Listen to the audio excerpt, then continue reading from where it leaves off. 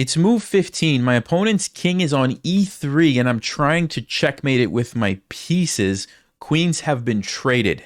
This was this was a wild game. I think you guys are going to appreciate this one. I'm going to show you this game, and I'm also going to show you this other game where I lost because I want to keep it balanced. Some people have been saying I never show my losses, so this one is a good loss. You're going to see a win. You're going to see a loss. We're going to start. We're going to start with this absolutely incredible game. Now, why did I play d6 and e5? I've just been a little bit frustrated lately with the openings, with some of the stuff that's been happening. And so when I get frustrated, a lot of times I'll just switch up my openings as just to get a different feel for the game. Okay, so I was planning on gambiting this pawn, just developing quickly and seeing if they would accept the gambit. They didn't, so I said, well, I guess I'll just go ahead and take the pawn. Let me fix this size of this for just a second here. Cut off that top part. There we go. So I took here. The idea is that when they recapture, I'm going to gain a tempo. And I felt like, okay, this seems logical. Knight f6, develop the pieces. And at this moment, I decided to try to take advantage of the light squares. So like I would love to be able to play bishop f5, followed by knight b4, jump in here and get a fork. Okay. Of course, I can't go bishop f5. I just lose my bishop.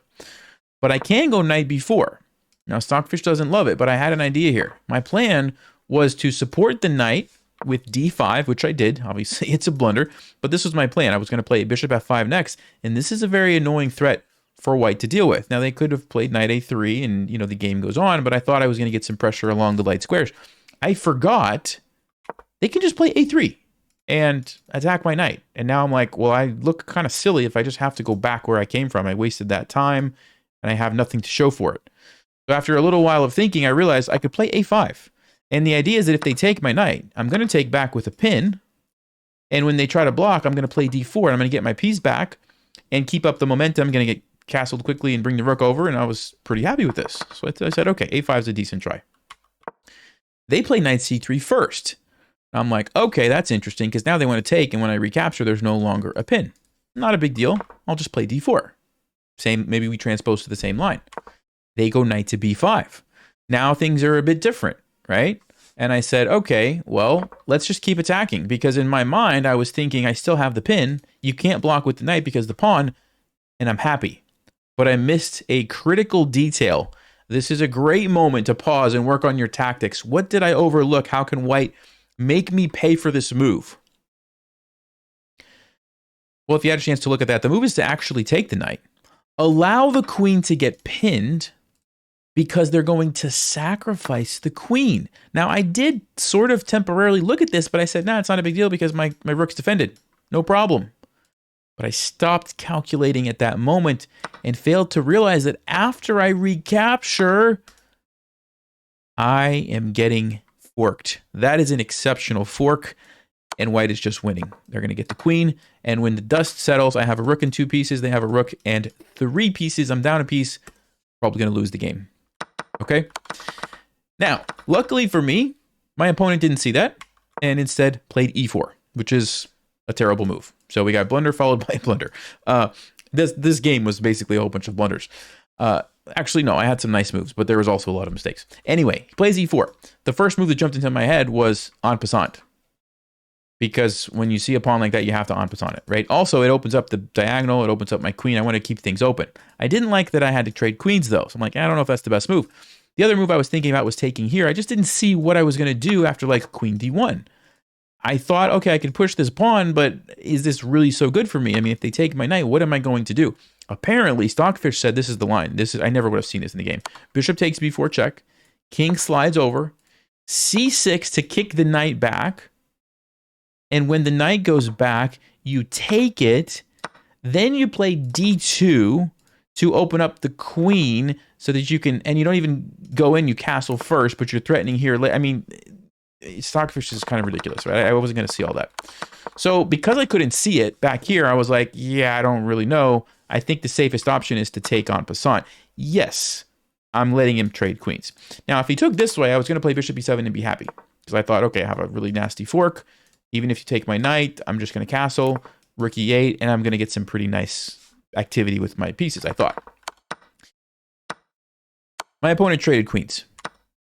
Now, here's the thing that you have to understand. Just because queens are off the board doesn't mean that you can't attack your opponent's king. Doesn't mean that you can't checkmate your opponent's king. It has to do with where is the king located and what other pieces are available. And I have some serious threats. Now, what I forgot is that after they take my knight, I come in with the bishop.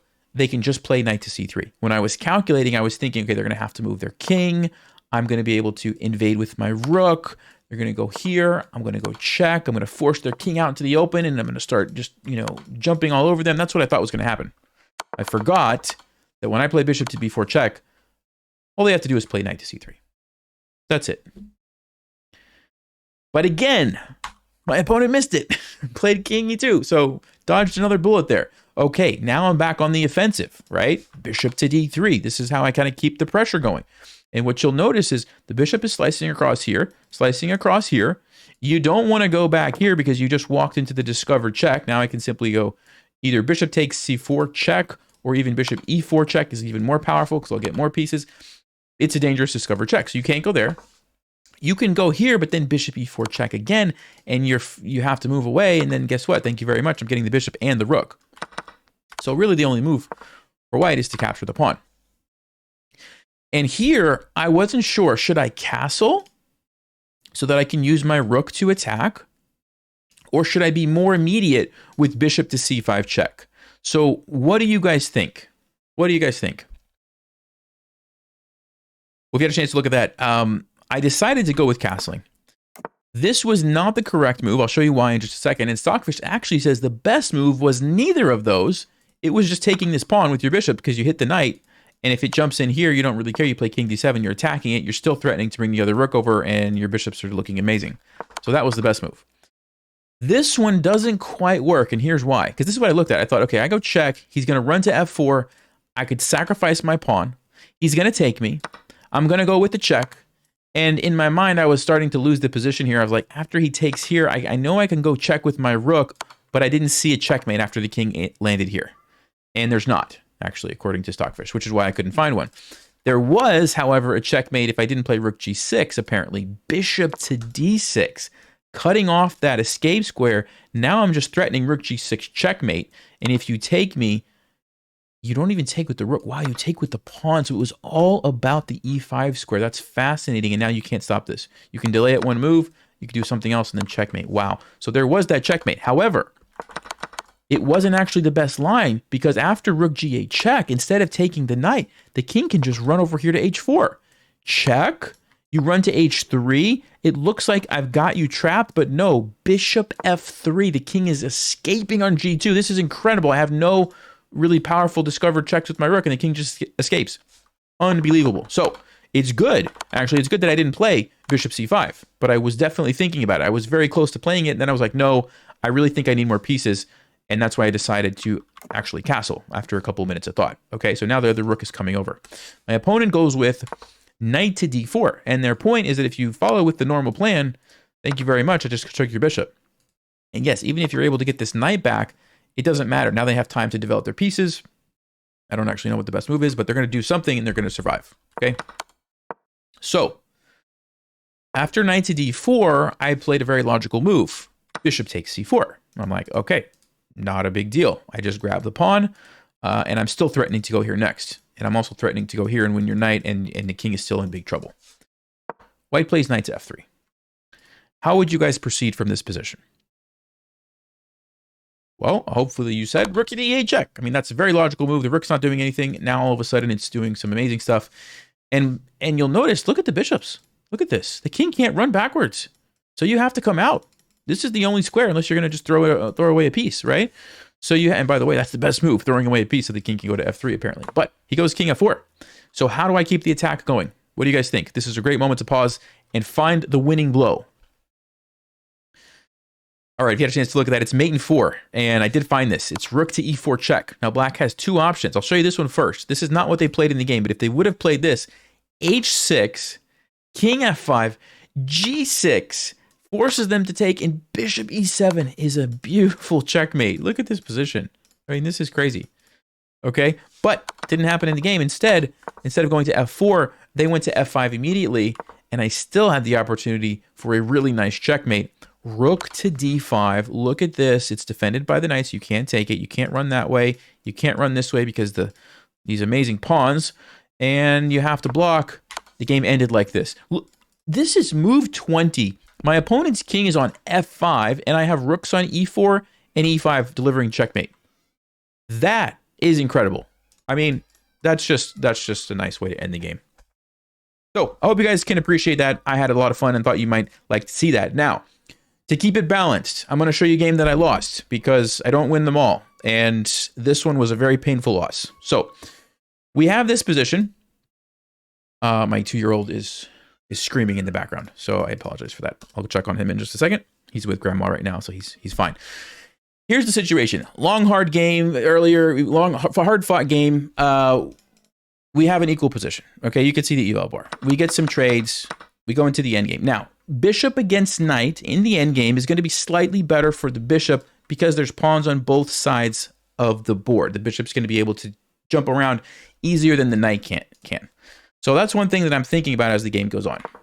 I push the pawn. I push the pawn. I'm trying to get my pawns off of the dark squares so the bishop can't harass them as easily. Okay, pushes here. b5. I'm pushing through. We get some trades. Okay, fine, whatever. He goes back with the bishop. I play g4. And at this point, I realized something. If I can sacrifice my knight for this pawn, the game is a draw. Like, immediately a draw. And the reason is because this bishop does not control this square.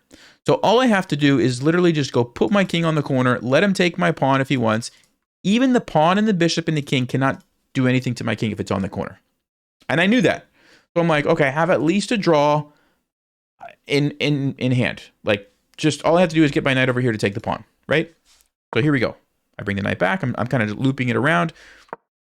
I was thinking about maybe going like this to try to get this pawn.